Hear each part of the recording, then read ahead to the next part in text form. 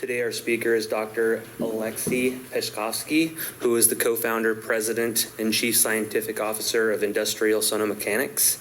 He is responsible for setting up the company's strategic direction and overseeing applications development.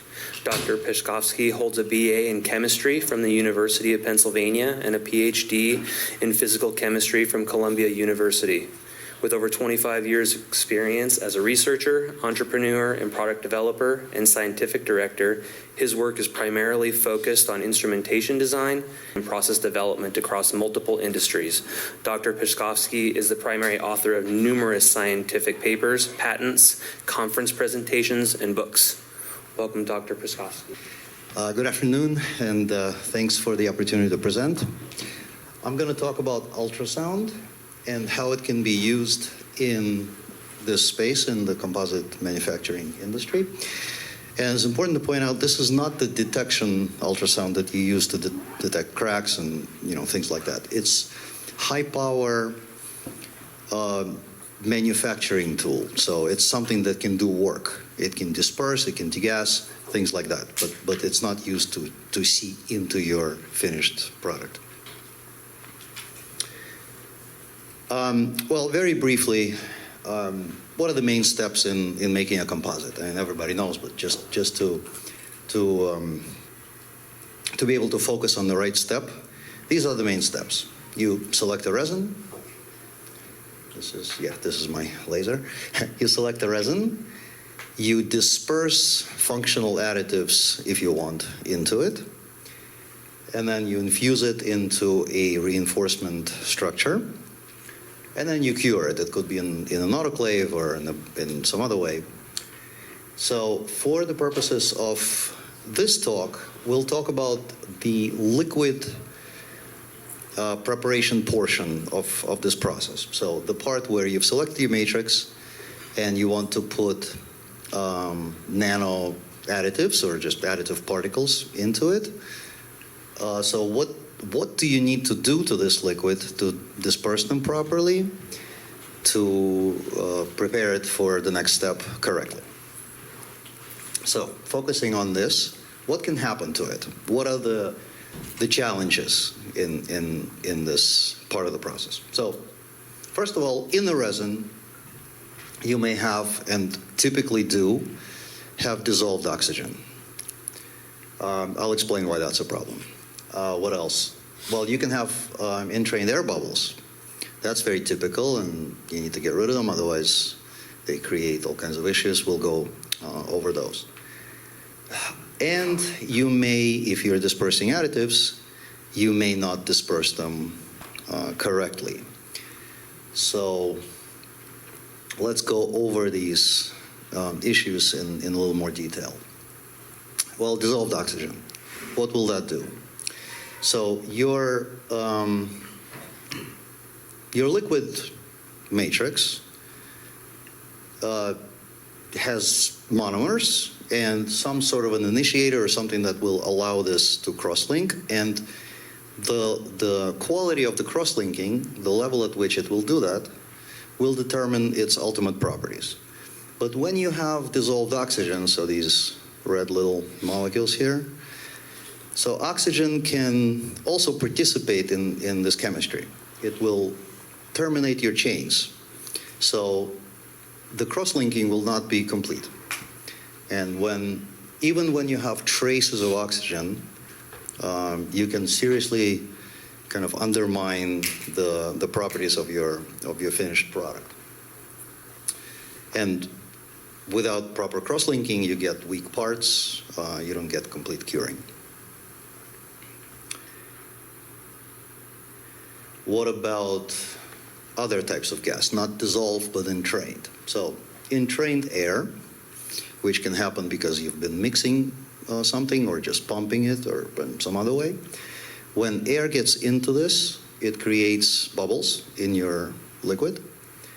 And when it sets, when it cures, it will, the bubbles will become voids. Well, voids weaken the final structure, right? So in some industries, it's very important to get them all out. So for example, aerospace, typically requires less than 1, maximum 2% by volume of your material to be voids. Otherwise, they will propagate cracks. So they initiate cracks or delamination, structural issues. Everybody, I think, is aware of this problem. Okay, well, what can you do about that? What do people normally do about that? Well, the simplest thing is pull vacuum on it. So put it in a container and just pull vacuum, okay? So I'm not going to mention all the methods used for dealing with gases, but I'll try to mention the ones that are deep enough to at least have some chance of being able to get the dissolved gases as well, right? So, like, for example, you can centrifuge this liquid with bubbles. Bubbles will move into the center. So you may be able to get some entrained bubbles, but this will not get rid of dissolved gases. So I'm not going to mention every little technique, but the main ones typically revolve around vacuum, okay? So you take this, pull vacuum on it, and wait. So vacuum will make the bubbles larger. You reduce the pressure so they grow and they become more buoyant, and then you hope that they will therefore be able to float to the top and break at the top and release their content, and the air is then pumped out, and you kind of wait for that to happen, okay? So this is very slow. It's a batch technique, so you're limited to a volume that you have, the volume of the container. And especially for viscous stuff, this takes a very long time. Another thing, vacuum is not good at nucleating bubbles. So if you already have bubbles entrained, it may be able to deal with them. But if it's dissolved gas, so to some extent, some of that gas will come out, but it's very limited for vacuum. So that's the most basic, the simplest, the most common technique, and these are the limitations. Now, how can you improve that? Well, you can just put it in an oven. So it's the same thing. You have your container of the resin with bubbles in it, and now you've warmed it up. So that helps because the viscosity drops. The bubbles can float easier, right? And then the solubility of gases, typically, not for all gases in all situations, but for oxygen, for example, the solubility of a dissolved gas in a liquid goes down with temperature. So some oxygen will come out. The downside of this is that you might start curing your liquid. So heat is not always a good idea for some of these things. But it typically is faster, and it's still somewhat simple. Okay, how can you improve that? Well, you can just take this container and stir it. Why does that help? Well, because bubbles are distributed throughout your resin. You can wait for them to float, or you could sort of turn this thing around and hope that the bubbles, once they're at the surface, will stay at the surface. So you're sort of mechanically moving them up to where they're going to break. Well, it works to an extent, but you can also just take a bubble that's at the surface and inadvertently send it down. So you have to be careful about how you do this, but typically this works better than just sitting and waiting. Otherwise, it's still a batch technique, although you can probably figure out how to flow through it, but it just becomes more complicated. And this works better, and I've seen a lot of people offer equipment that does this. So this is more typical, I think, these days. Well, how could you improve that?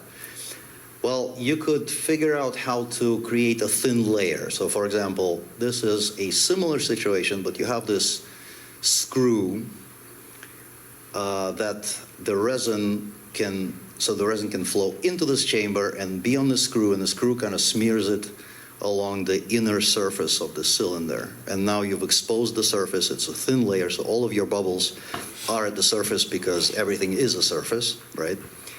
And some of it is on the screw, and that's also kind of smeared, and so that's also thin. And it could be a flow-through device, so you're feeding it here. It's under vacuum as a surface, and then it's coming out the bottom. and presumably you got rid of most of the gas. This is also more effective for oxygen removal because even small, new kind of recently nucleated bubbles at the surface don't have to go anywhere to be exposed, and so you have a greater chance to get them out. But this is already getting complicated and expensive. There are different versions of this. This is just one of many. There are falling film versions of that. There's also a vacuum belt version where there's a belt where you smear your kind of material on the belt, and it's going through a vacuum oven. So all of that is more capable, especially in terms of dissolved gases. But the complexity goes up and the expense obviously too. So let's talk about dispersing a little bit. This is kind of intuitive, but somehow not always clear anyway. So the industry that gets you the nanoparticles, the functional additives in a nanoparticle form, and I'm only going to talk about sort of small particles, like the ones that add a lot of interesting properties to your material. So the industry that makes them small has improved in recent years. So now you can get functional additives in very small nanoparticle form. Titanium dioxide could be 25 nanometers, and you can just get it from Evonik, for example, very easily, right? But these things tend to agglomerate. And for them to function, their surface has to be exposed because it's the interaction between the surface of a particle and the resin that surrounds it that matters. So you want the resin to be filled evenly, homogeneously, and the particles to be able to interact with it and not with each other. But they tend to, even though primary particles are small, they tend to agglomerate on their own. So you have to disperse them, separate them from each other while they're in the resin. And if you just simply stir them, that doesn't do it. So what happens instead is you get these sort of agglomerate zones of these particles. So each particle is small, but for all the intents and purposes for this application, you can't take advantage of that because their surface is hidden because they're facing each other. And their cumulative surface that is facing the resin is the same as it would be if the particles were much larger. So you don't really take full advantage of them. And then you get these zones of unreinforced polymer, which defeats the purpose, right? So it actually turns out that the best way to reduce this sort of length unreinforced polymer region length, okay? The best way to do this is for a fixed loading, let's say 10% by weight, okay? The best way to improve this is by making particles smaller. For example, you make the particle smaller by a factor of 10, your unreinforced volume will go down by a factor of 1,000. That's just how the math works out. So it's a tremendous improvement that you can achieve by using smaller particles, right? But this only works if you've dispersed them properly, because otherwise you get this situation. So there's a lot of small particles, but to the polymer, they look like one large one, okay? And then the area of unreinforced polymer is very large. And then you get, so by dispersing, by going from this picture to this picture, you get an improvement in the elongation to break, tensile modulus, properties like this. So this is published work. But these particles, they actually like to agglomerate. They prefer each other. So typically they're given a surface treatment so that they become more compatible with polymer, but typically they're still more compatible with each other. So you really have to do something active to break them up. You can't just stir them. So the previous slide was mostly about mechanical properties, but there are also other things that you could do with these particles. For example, you could create conductive polymers by giving them carbon nanotubes, by dispersing carbon nanotubes within them. But again, if the carbon nanotubes agglomerate, so for a given loading, you could have a situation like this on top, or like this when they're properly dispersed. So up here, they're not in contact with each other, so there's no electrical conductivity because there are these insulating regions of unreinforced, and in this case, unfilled resin, right? So on a scanning electron microscopy, you can see them in the finished product. So this is where they agglomerated. And in a situation where you've dispersed them properly, they look very nice, long strands. And if you measure, for example, conductivity, in this case, by just properly dispersing them, you can increase the conductivity by a couple of orders of magnitude sometimes, okay, for a given loading factor.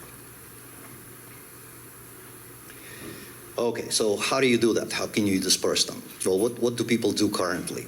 So again, I'm only going to talk about methods that can at least get you close to 1 micron, maybe several microns, but below 10 preferably, and really preferably down to the nanoscale. So the simplest one, I guess the most common one, is a rotor-stator. So this is a batch mode rotor-stator device. What's a rotor-stator? Or a high shear mixer.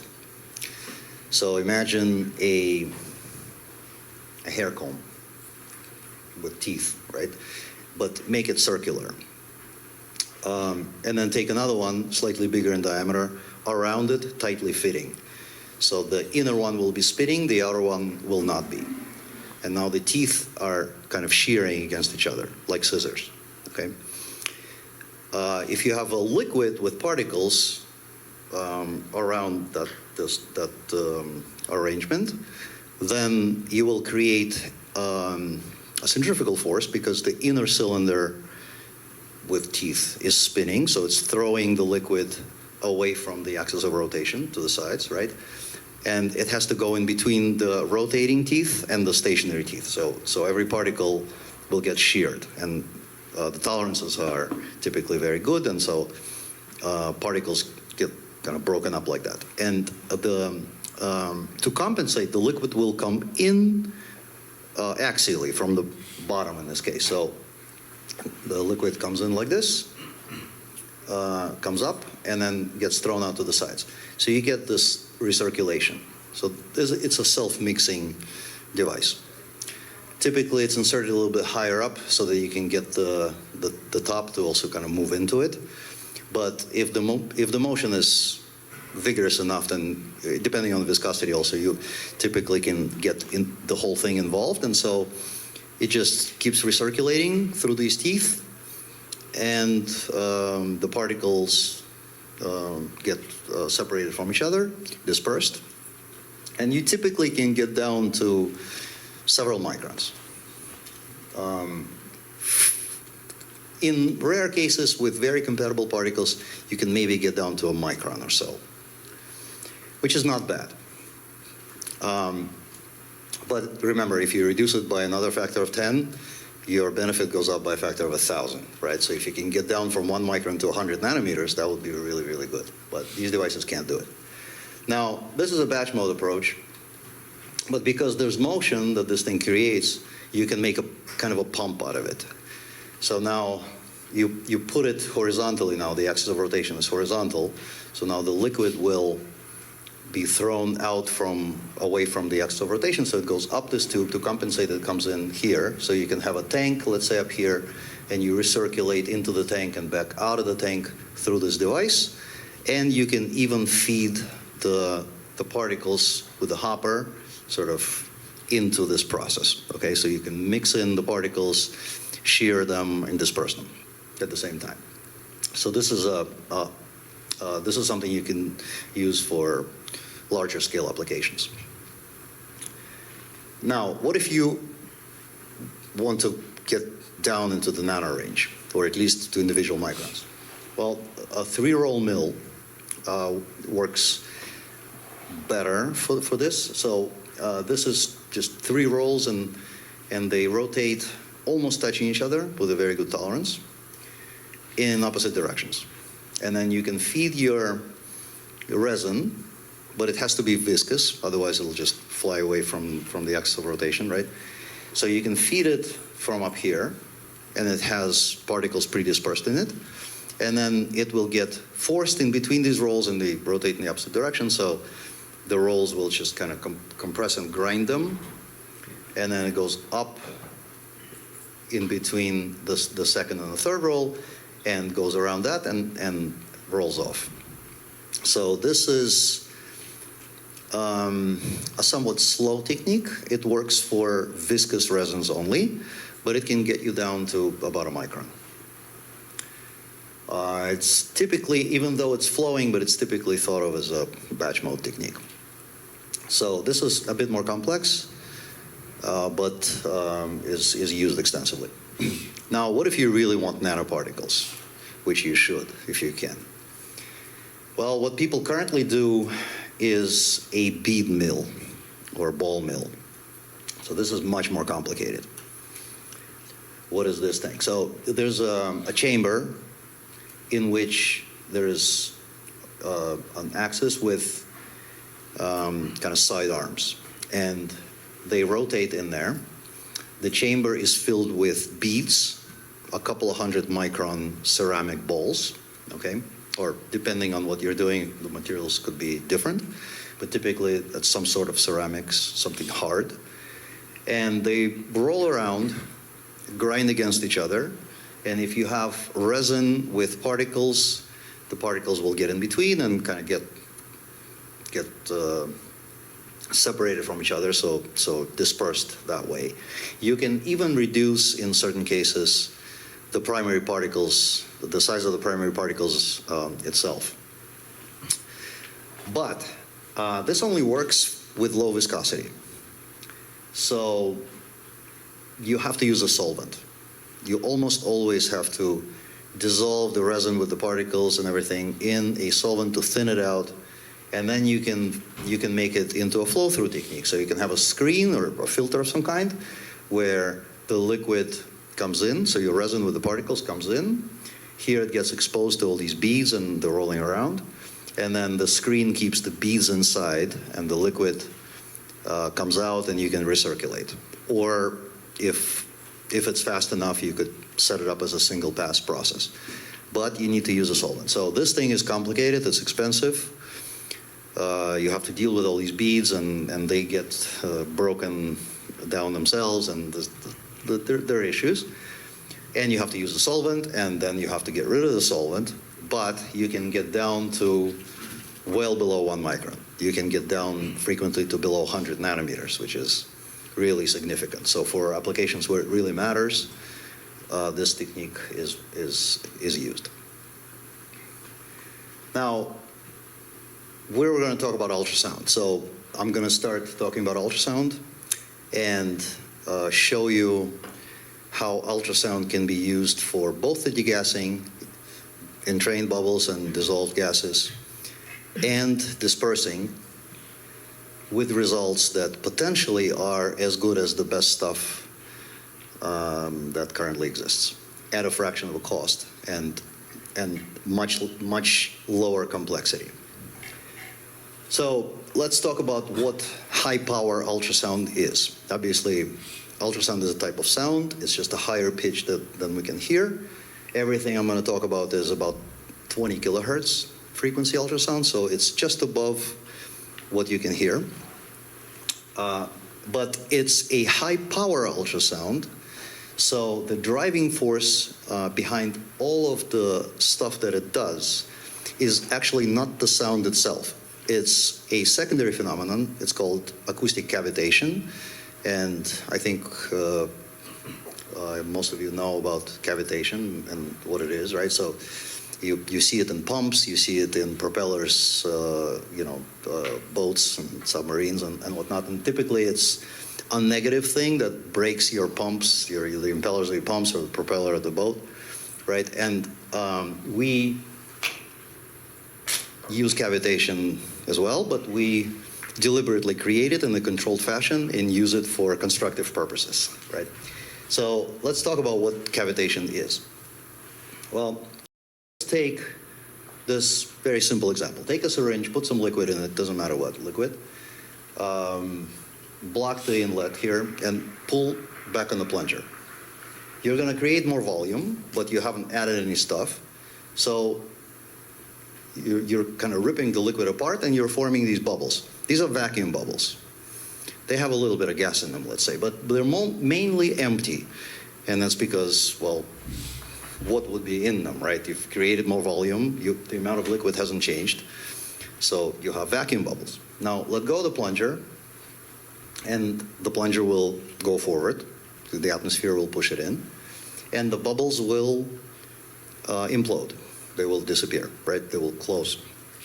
Now imagine that you're doing this with the plunger in a volume of liquid, let's say in a beaker. But you're doing this, you're oscillating up and down so quickly that the liquid that is on the sides of where your plunger is doesn't have time to come in to fill these bubbles. So here, nothing can come into this syringe because of the walls, right? But if you're moving this really quickly, then just due to inertia, water on the sides won't have time to come in, so it's a very similar situation. So this is called an ultrasonic barbell horn, and it basically does this, except in a controlled and, well, this is a bit of an oversimplification, but overall this is a good way to think about it. So it oscillates up and down with an amplitude of, in this case, about 100 microns, which is very high for ultrasound, and the frequency of 20 kilohertz, so 20,000 times per second up and down. And this tip is in a liquid. So when it pulls up, you create vacuum bubbles. When it goes down, the vacuum bubbles implode. Now, I'm going to show you a little cartoon of how that works, but just so you can understand the cartoon. So when these bubbles implode, instead of just disappearing, because local conditions for each bubble are anisotropic. There's always some object on one side and not the other side. In other words, the liquid can come in at different velocities. And what happens is, instead of just collapsing into nothing, one of the walls of this collapsing bubble will move in faster than the other, and it will pierce through it and create a microjet. And that microjet is very, very small and very powerful, very fast. So that microjet can hit, let's say, a particle and break it into smaller pieces. Okay, this is what it looks like. So this is a real horn. It's a video of a real horn oscillating. The white cloud is these bubbles forming and colliding. So this is a cavitation field. And each bubble on the upstroke will grow, reach a critical size, and then collapse asymmetrically, anisotropically, creating a microjet. And that microjet can hit something and break it. Well, for example, it can hit your impeller in your pump and, you know, make a little cavity in it. That's why it's called cavitation, because you make cavities in your devices, or a propeller of your boat. Yeah, but in our case, this cloud is sort of harnessed. So this is what a device like this looks like. So this is the horn I just showed you. This is what it looks like. This is an industrial scale device. And typically the liquid will be contained in a flow cell like this, or a larger flow cell. And it will flow through it, get exposed to ultrasound, and then whatever you want to happen will happen within this reactor chamber. And then you can recirculate if one pass is not enough, or if one passes enough, then it goes down, you know, to the next step of your process. So you can, I'll talk about what processes you could do with this device. But in a nutshell, this is how it operates. And there are smaller versions. So this is a bench scale device like this. There are lab devices. Most people have seen a lab device with a small, kind of like a 10 millimeter, 12 millimeter diameter horn. Typically they're conical, and they're conical because that's how you get the amplitude to be what you want. So we have a different way of creating amplitude. We don't have to have small tips to get high amplitudes, and for that reason we can scale up. And so we are an industrial ultrasound company. We work with production environment, not just in the lab. But ultrasound itself is basically the same thing as what you see in the lab in like a 50 milliliter beaker type work. We just apply it to hundreds of liters.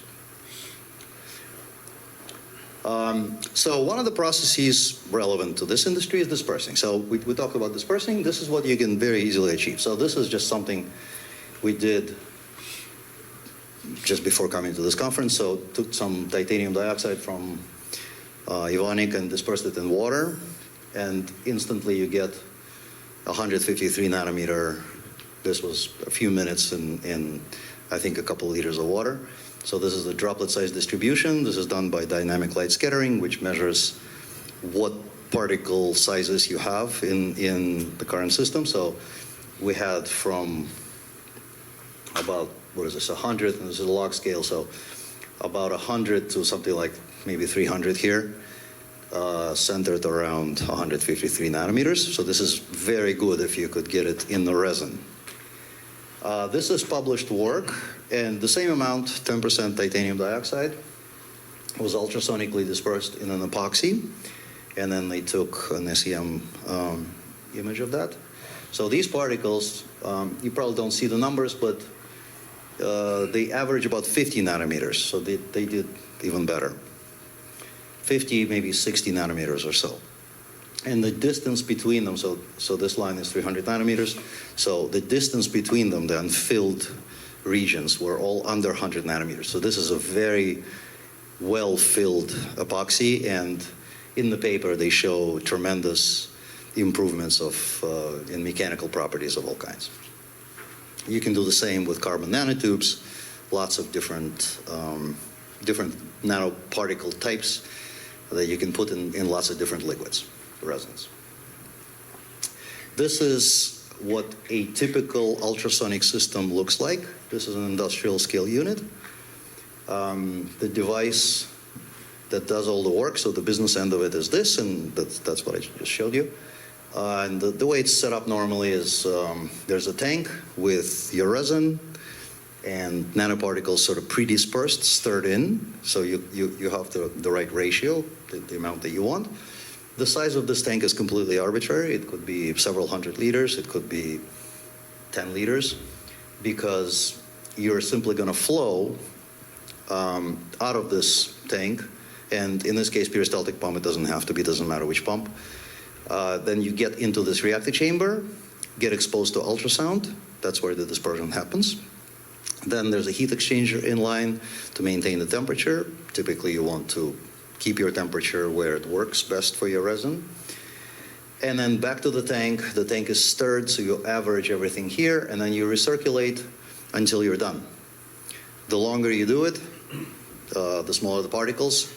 Typically, the limit is somewhere around the primary particle size. So for a very high amplitude and infinite amount of processing time, for titanium dioxide from Evonik, for example, you'll be at 25 nanometers. But it's going to take a very long time, and if 100 nanometers is okay for you, you're going to get there faster, right? So it's kind of decaying exponential. You get below 1 micron very quickly, then you get to 100 nanometers fairly quickly, but then that last bit will take forever. And typically that's not necessary.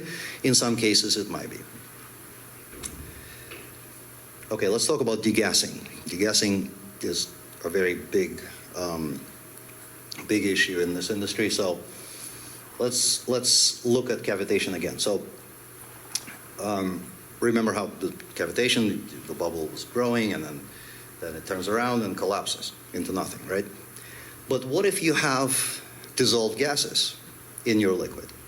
So you've created this vacuum bubble and it grew, and you have dissolved gases in the liquid that surrounds it. So it's the same as having a vacuum, sort of vacuum pump, right? A vacuum in a chamber, except in a vacuum chamber, the only exposed portion of your liquid is the surface.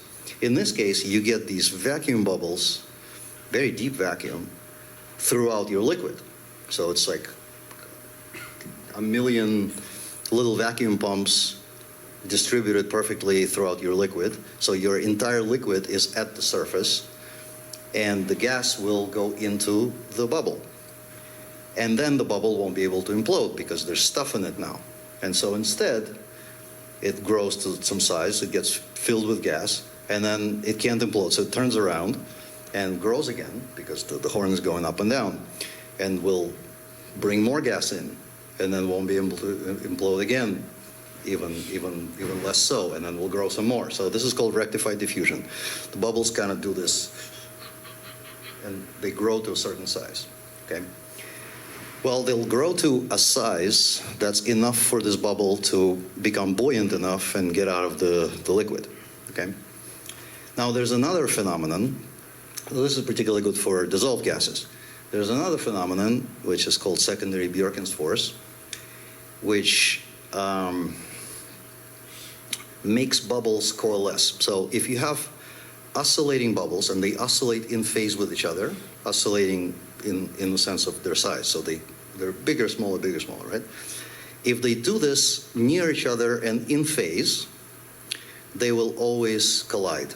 And that's because it's basically Bernoulli principle. So there's liquid in between them, and let's say their size changed. Let's say they both got larger. It has to be in phase. They got larger. So the liquid in between them has to get out to allow for that. So the speed of that liquid, the flow rate, will be greater than the flow rate on the opposite side of the bubble. Now, in a flowing liquid, a perpendicular pressure component goes down. That's Bernoulli principle. That's how you can make a little pump out of your just water hose, right? You take a water hose, you make a side hole in it, and you can suck things into that. That's how you get fertilizer into, not fertilizer, chemicals into your water when you spray your lawn, right? So because the pressure is lower in between the bubbles than outside, on the opposite side of the bubbles, they'll get pushed together. Once they get pushed together, they coalesce and make larger bubbles. Or at the very least, they stick together and become buoyant, sort of together. So there are two pathways. You start by nucleating these bubbles. Nucleation is actually a very important thing. So you rip the liquid apart, so you make it possible for the bubbles to start forming. Otherwise, it's a big problem. You know, dissolved gases don't like to come out, even if you've reduced the pressure and now they're oversaturated, but they still need an imperfection to get out, right? So these are the imperfections. You rip the liquid apart into these vacuum voids. Gases start going in, and they grow through rectified diffusion like this, become large enough, and come out. Or they coalesce and reach that size and get out, okay? Sometimes one pathway is more important than the other. For example, if you have surfactant that prevents bubbles from coalescing because you've stabilized the interface, well, then you just go via the rectified diffusion pathway. But either way, if you have entrained bubbles or dissolved gases, you apply ultrasound to that liquid, you'll get rid of them. So here's a little video. Just a beaker with epoxy. And we put a horn in it, a small one, and just ran ultrasound. It had some entrained bubbles in it. So watch what happens.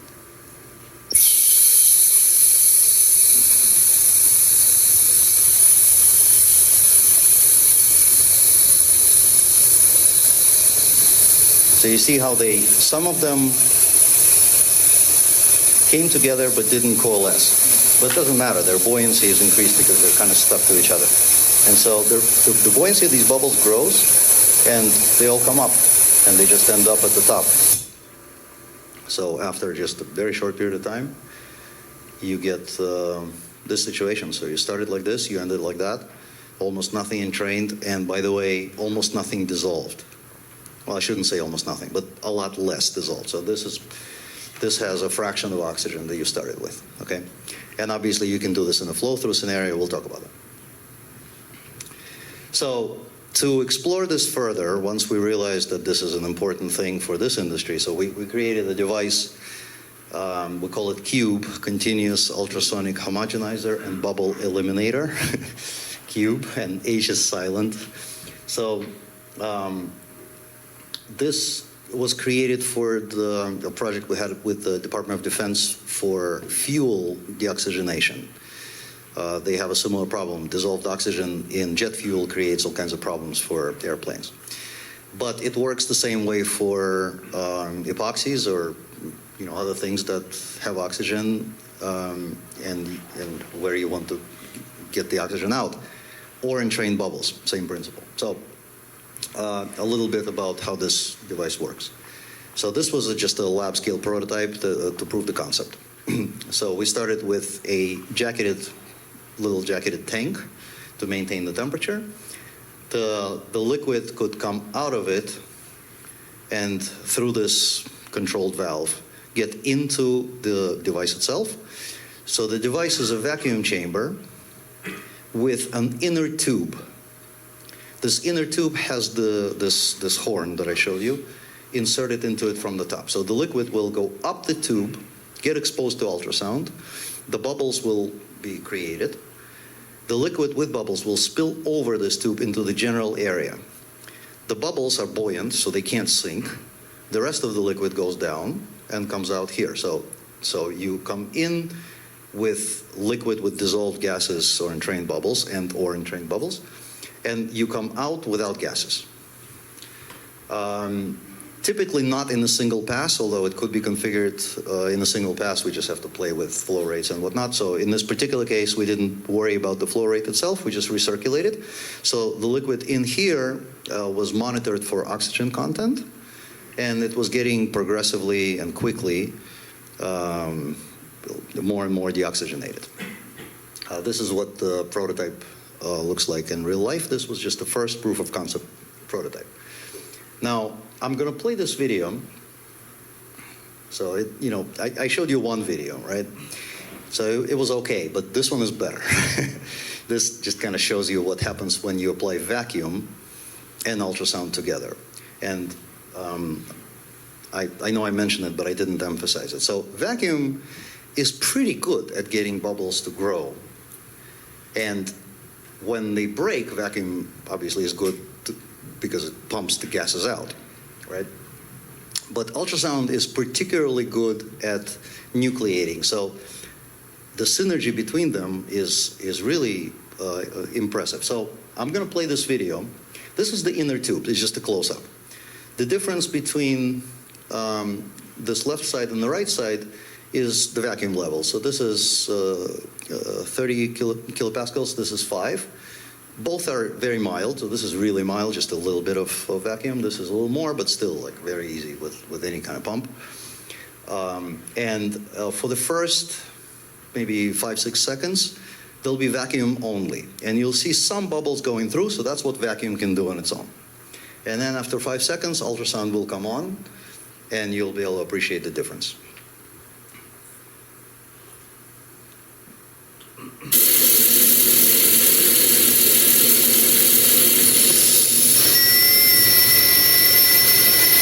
This was really full of gas.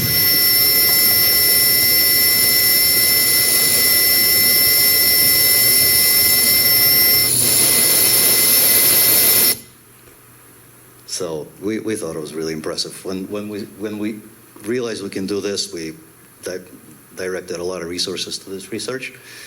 And I'll show you in a little bit. There's a version 2 of this prototype. I have it in this presentation. And there's a version 3 of this prototype, which we have, what is this, S70 booth, if you guys want to see it, like if you have time tomorrow, we'll still have it. I don't have it in the presentation because it's very new. So this is the data on oxygen with the device that I just showed you. So you start at saturation, so about 60 ppm for this particular liquid.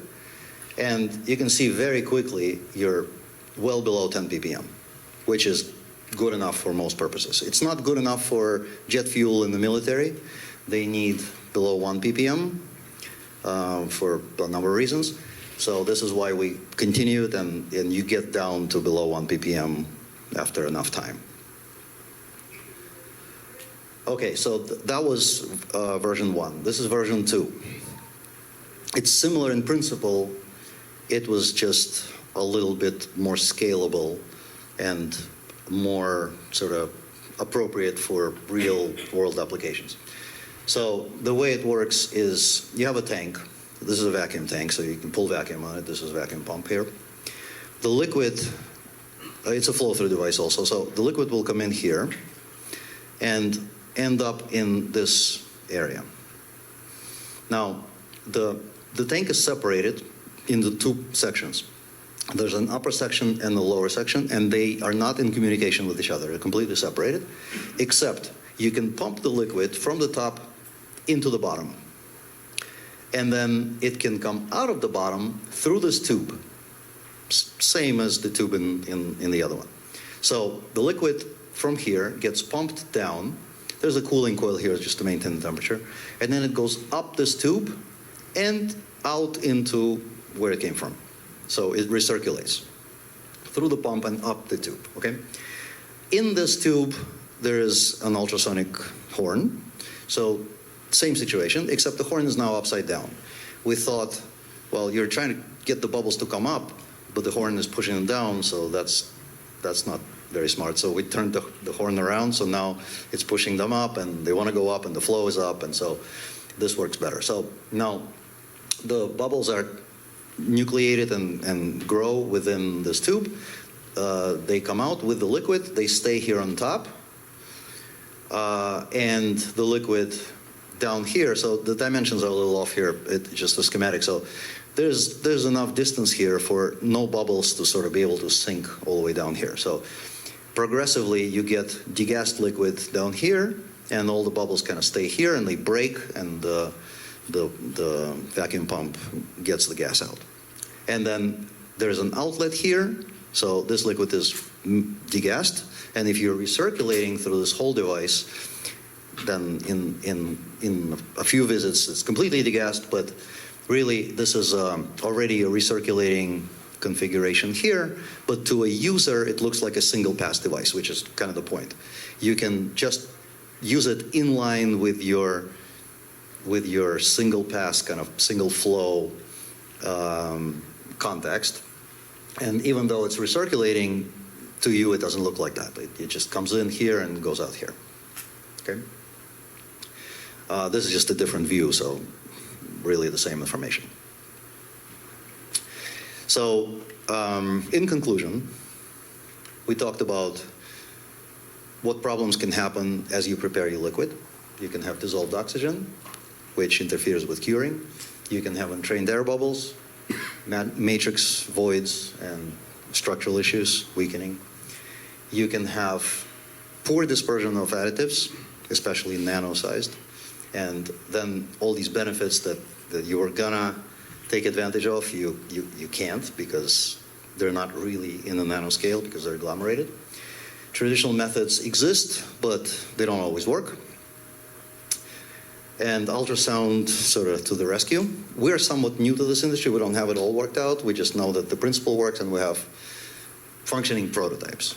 But the results are very promising. So ultrasound can degas, efficiently removes both dissolved and entrained gases. It can disperse all the way down to nanoscale. So this is something we've been doing for other industries for years. So this actually is well worked out at this point. And we combined it into a CUHBE device, which is continuous ultrasonic homogenizer and bubble eliminator, which is an inline ultrasonic / vacuum device that can degas and disperse sort of in one step, so you get 2 for 1. And with this, I thank you for your attention. I'll take questions if you have.